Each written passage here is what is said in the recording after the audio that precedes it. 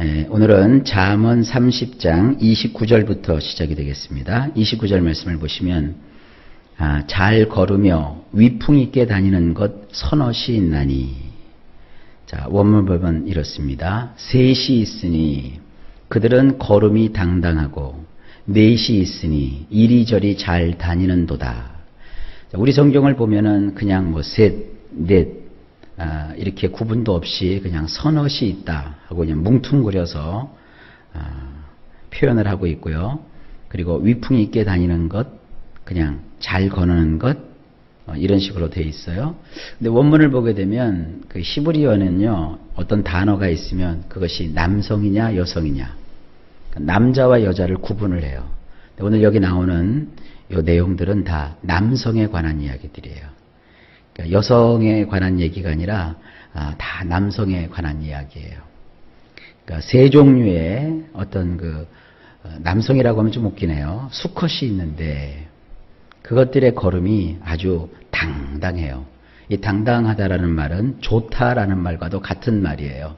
그러니까 굉장히 그 걸음걸이가, 그 발걸음이 아주 이렇게 뻐기고 뽐내고 조금 더 위축됨이 없이 아주 위풍당당이라고 하죠. 그렇게 이제 걸어 다니고, 또 넷이 있으니 이리저리 아주 그냥 안 가는 것 없이 다 다니는도다. 그게 도대체 무엇이냐? 이 수수께끼와 같은 것이죠. 이 아굴의 잠언에 보게 되면 계속 반복되죠. 처음부터 보셨죠. 셋, 넷, 셋, 넷, 셋, 넷.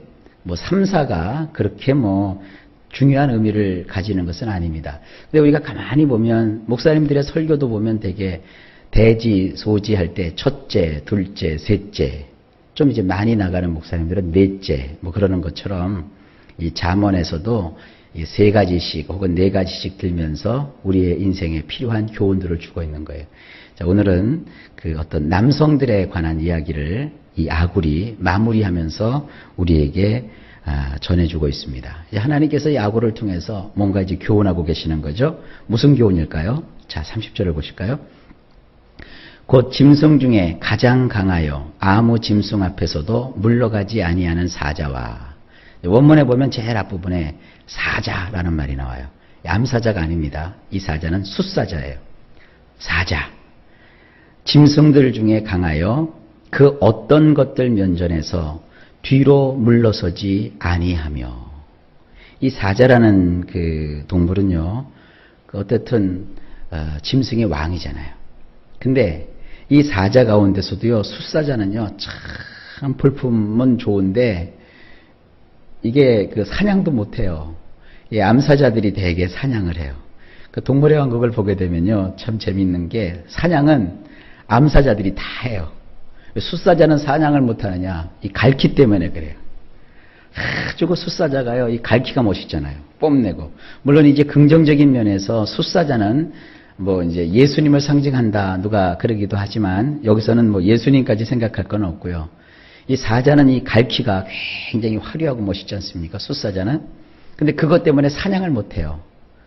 신속하고 민첩하지를 못하기 때문에 사냥감이 저기 있는데도 쫓아가다가 사자가 지쳐서 헐떡헐떡 그래요. 그러면 이제 숫사자는 뭐 하고 있느냐 하면 암사자가 이렇게 가서 사냥을 해갖고 잡아오면 숫사자가 가만히 노리고 있다가 암사자를 왕 하고 쫓아내요. 힘은 세니까. 그래서 암사자를 다 쫓아낸 다음에 숫사자가 그 사냥감을 뜯어먹어요. 워낙 배고프면 하나도 안 남기고 다 먹고요. 이제 배가 부르면 적당히 먹으면 그제 가서야 암사자들이 갔다가 또 자식들, 새끼들 먹이고 또 자기들 먹이고. 그러니까 여기 이제 암사자에 비해서 이 숫사자는 말이죠. 힘은 세요. 강해요. 그리고 어떤 것들 그 앞에서도 굴함이 없어요. 하지만 31절을 보실까요? 사냥개와 숫염소와 및 당할 수 없는 왕이니라. 이 사자와 비슷한 몇 가지가 더 나와요. 우리 성경에는 이제 사냥개라고 되어 있는데 원문을 좀 보실까요? 허리를 고추 세우는 것. 허리를 바짝 세우고 달려드는 것. 그래서 이제 영어 성경 몇 군데에서는 이것을 싸움닭, 숫닭 이렇게 또 번역을 해요. 왜 우리 성경에서는 사냥개라고 느닷없이 번역을 했는지 아마 이 성경을 번역하시는 분들이 그냥 허리를 고추 세운 것을 생각 없이 그냥 사냥개 이렇게 번역을 해놓은 것 같아요. 이런 것이 우리 개역 개정을 보게 되면 이렇게 번역이 좀 잘못된 부분들이 이런 데 있습니다. 그러니까 성도님들은 이걸 잘 모르죠. 그 다음에 혹은 수점소, 그 다음에 군사들로 둘러싸인 왕이니라. 이 아굴의 잠언에서 결국은 누구를 얘기하고 있는 거예요? 왕을 지금 얘기하는 거예요.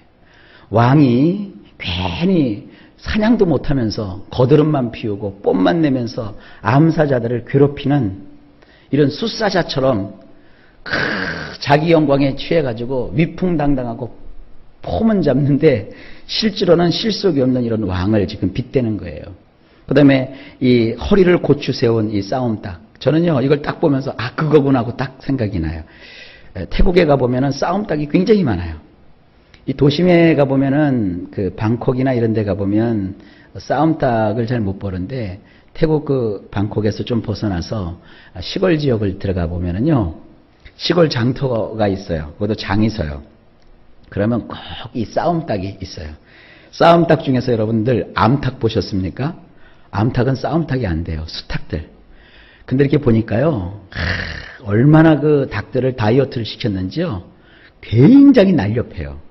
그리고 이 발톱이요 이 수탉도 아주 종류가 여러 가지인 것 같은데 수탉 그 발톱에다가 이렇게 그 쇠로 꼬챙이를 만들어 가지고요 날카롭게 만들어요.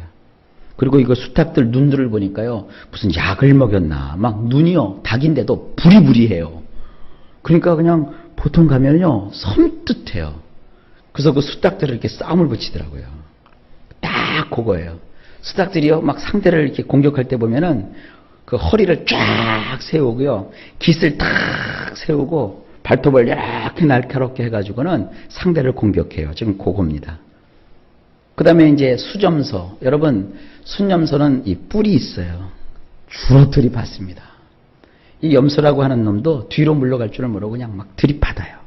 그것처럼 왕은 왕이로되 힘없는 왕이 아니라 군사들로 둘러싸인 왕. 왕은요 이 독재 정권을 하고 또 이렇게 막 싸움하려고 하고 실속이 없는 왕들이 자꾸 자기 주변에 누구를 둬요?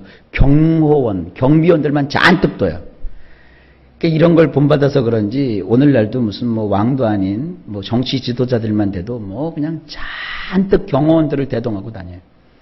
경호원들을 대동하고 그 사이에서 다 자기가 뭐 대단한 사람이 된 것처럼 이러고 막 뻐기고 의시되면서 이렇게 간다고요. 이제 그런 장면들을 여러분이 보신다고요.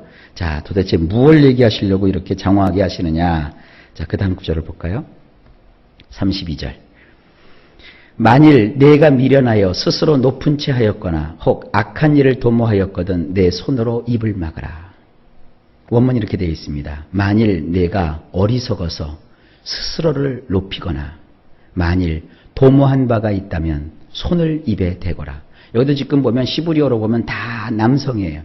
남자에게 지금 얘기하는 겁니다. 네가 어리석어서 스스로를 높이거나 누구처럼 실속 없는 숫사자 싸움만 하는 바짝 이 허리를 고추 펴고 달겨드는 이 숫닭 싸움닭 그리고 들이 그냥 받기만 하는 이 수점소 그리고 자기 혼자는 위풍당당하지 못하고 늘 군사들에 둘러싸여서 군사들의 그 어떤 그 위용과 그런 걸 이용해갖고 괜히 거드럼피고 나는 왕이다 이러면서 뻐기는 이런 식의 사람들이 뭐냐면 스스로 높이는 자예요.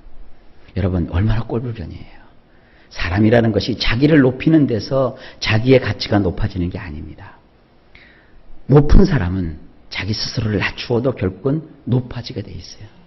스스로 높아지려고 하는 사람을 하나님은 어떻게 해서든지 반드시 낮추십니다. 항상 사람은 자기의 본분을 생각하면서 하나님을 기억하면 자기 스스로를 낮고 낮은 곳에 두지 않습니까? 왜냐하면 우리 예수님은요 가장 높으신 분이신데 우리를 구원하시기 위해서 가장 낮은 곳까지 오시지 않으셨습니까? 그래서 성경은 우리에게 뭐라고 합니까? 너희는 스스로를 높이지 말고 자기를 낮추신 주님을 본받으라 그랬잖아요. 주님이 자기 자신을 낮추신 걸 뭐라고 하냐면 자기 비하라고 하세요. 주님은 자기 자신을 낮추셨어요. 자기 자신을 낮출 수 있는 사람은 약한 자가 아닙니다. 강한 자입니다.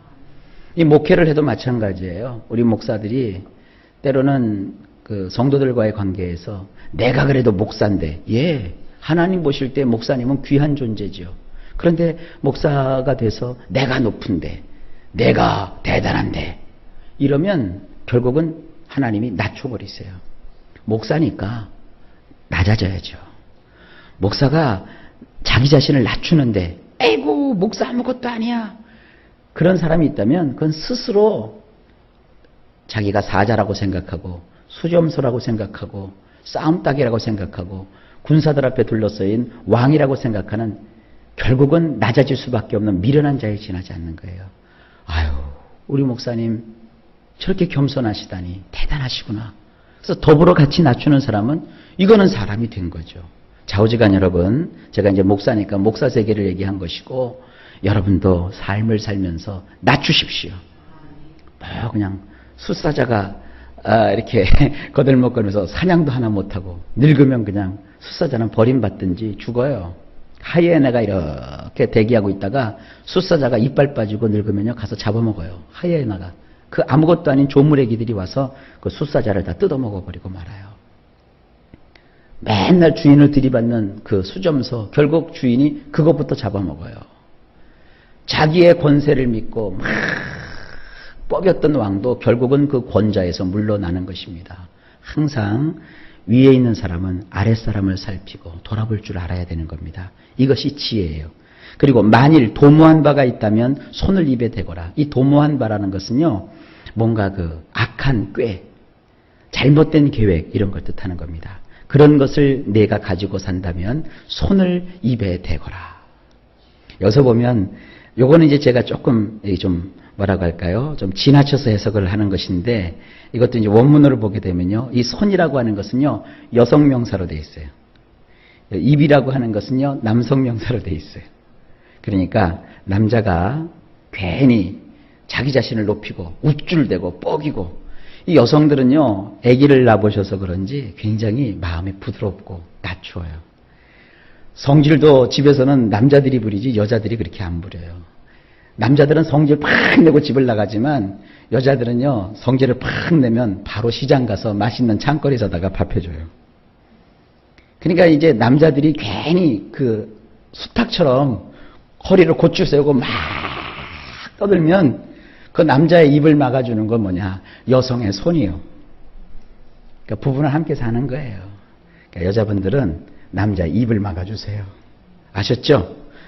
그러니까 오늘 여자들도 남자들한테 잔소리도 좀 팍 하시고 남자가 이렇게 여자를 이렇게 해야 남자가 괜히 아무것도 아니면서 숫사자 흉내내고 또 싸움닭 흉내내고 수염소 흉내내고 자기가 왕인 것처럼 이럴 때 그래 당신 왕이야 입은 막고 있어 하고 탁 막아버리세요. 이거 참 재미있어요. 그러니까 여성들은 남자의 입을 막아주는 손이 돼야 되고 남자들은 그런 여성이 있는 것이 행복한 거예요. 여러분 무언가 좀 지혜를 좀 얻는 것 같지 않습니까? 자, 그 다음에 33절 마지막 절. 대저 젖을 저으면 엉긴 젖이 되고 코를 비틀면 피가 나는 것 같이 노를 격동하면 다툼이 남이니라. 이 말씀은요 굉장히 유명한 구절이에요. 서양 속담에도 있어요. 코를 비틀면 피가 나온다. 이게 성경에 나오는 속담이에요. 자, 원문을 보면 이렇습니다. 왜냐하면 우유를 비틀어대면 그 결과 엉겨붙은 게 나오고 코를 비틀어대면 그 결과 피가 나오듯이 분하여 씩씩대는 자를 비틀어대면 그 결과 다툼이 나오느니라. 여기도 보면 죄다 남성이에요. 남성. 우유도 남성이고요. 엉겨붙은 것도 남성이고요. 코도 남성이고요. 비틀어대는 것도 남성이고요. 피는 제가 잘 모르겠네요. 이건 아마 여성 같은데요. 좌우지간. 그 다음에 씩씩대는 것도 남성이고요. 또 다툼도 남성이고요. 남자들 세계에 대한 얘기예요. 왜냐하면 남자들아 잘 들어라. 왜 그러느냐? 우유를 비틀어대면 이 우유를 비틀어댄다는 것을 제가 이렇게 억지로 갖다 이렇게 해석해 놓은 것은 여기 비틀어대며가 다 똑같은 말이에요. 근데 이것을 우리 성경에는 이제 졌다, 또 비틀다, 격동하다 이렇게 각각 우리나라 어법에 맞춰서 번역을 했는데 원문에는 이것이 다 같은 단어예요. 그러니까 비틀어대는 거예요. 우유를 계속 비틀어대는 것이 뭡니까? 우유를 휘휘 저으면 결국 그게 어떻게 돼요? 엉겨붙어요. 그래서 버터를 만들 때 계속 젓는 거예요. 치즈를 만들 때도 계속 젓는 거예요. 우유가 그러면 결국은 엉겨붙게 되는 거예요. 코도 역시 마찬가지입니다. 코도 이렇게 심하게 비틀면 그 결과로 피가 쏟아져 나오는 거예요. 그것처럼 분하여 씩씩대는 자를 비틀어대면 그 결과 다툼이 나오는 것이죠. 이걸 앞에 있는 말씀과 이렇게 연결하면 뭡니까? 남자들이 괜히 그냥 사자처럼 뻑이고 뒤로 물러설 줄 모르고 앞으로만 돌진하고 수점소나 싸움닭이나 그 군사들 앞에 둘러싸여 있는 왕처럼 그렇게 자기 과시만 하다 보면 결국 뭐예요? 싸움밖에 일어날 것이 없다는 거예요. 왜 이 아굴은 우리에게 이와 같은 말씀으로 결론을 줬을까요? 이 잠언 30장은 아굴의 잠언인데 이거 쭉 보게 되면 앞부분에 나오지 않습니까? 아굴이 하나님의 일을 하다가 지쳤어요. 근데 왜 지치느냐면 이러한 그 사람들 때문에 지치는 거예요. 여러분도 인생을 살아가면서 지혜를 가지십시오. 주변에 자기 자신을 높이고 자고하는 사람이 있습니까? 그런 사람들을 지혜의 말씀을 가지고 이해하지 못하면 여러분 자신이 지쳐요. 그리고 또 여러분 자신도 스스로 그들처럼 나도 높일까? 그렇게 생각하지 마세요. 낮추는 자가 높아지는 거예요. 자기 자신을 하나님 앞에 낮출 줄 아는 것이 이게 참 지혜입니다. 오늘도 여러분, 저도 그렇고 여러분도 그렇고 낮아집시다.